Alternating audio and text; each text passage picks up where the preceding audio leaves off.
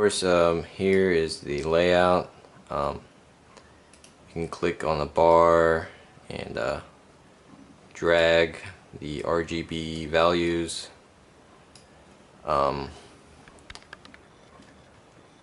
So the bar changes.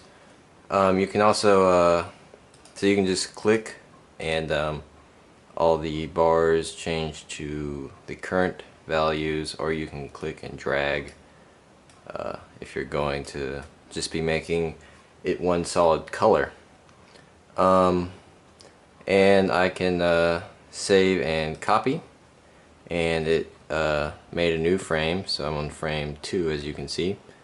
2 out of 2 frames, and it's the same as the one before, so you can hit these buttons to navigate around: first, back, next, last.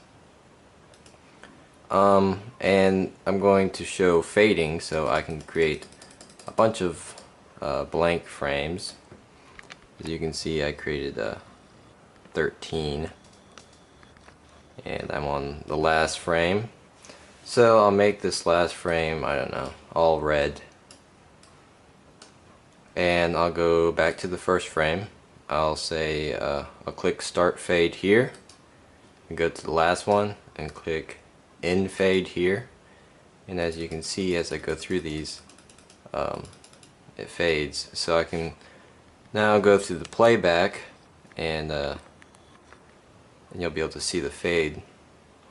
So I can drag here and change the frames per second, so I'll put it like at 8, and I can click start to end, so it's going to play from the beginning to the end, and you can see a nice fade there. You can also you can play current to end, so if I go to say like frame 6, it will play from 6 all the way to the last one. You can also play a range. You click on the box and you type in a number, say 4. Actually, I don't think my keyboard's connected. There we go. Okay, so I can type in here, say 3 to, I don't know, 9, and hit play range, and it's going to play from frames 3 to 9. You can type whatever you want. You can delete. Okay, what else is there? Oh, there's right click on a bar to see its RGB values. So I right click on this one. Oops, that wasn't right. Right click, and you can see the RGB values here. And like you see, I just messed up on this one. I can now take that value and rewrite it back over.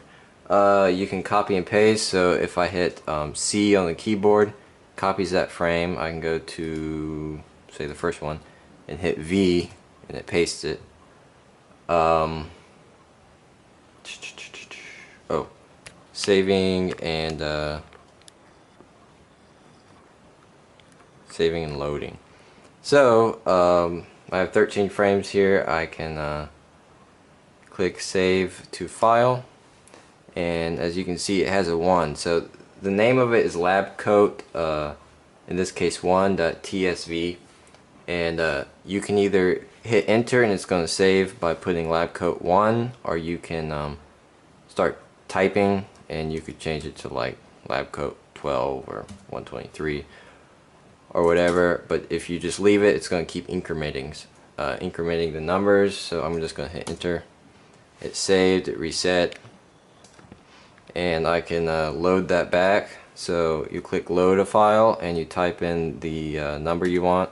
So I want 1, and it just loaded the file. And I'll go over here to Excel and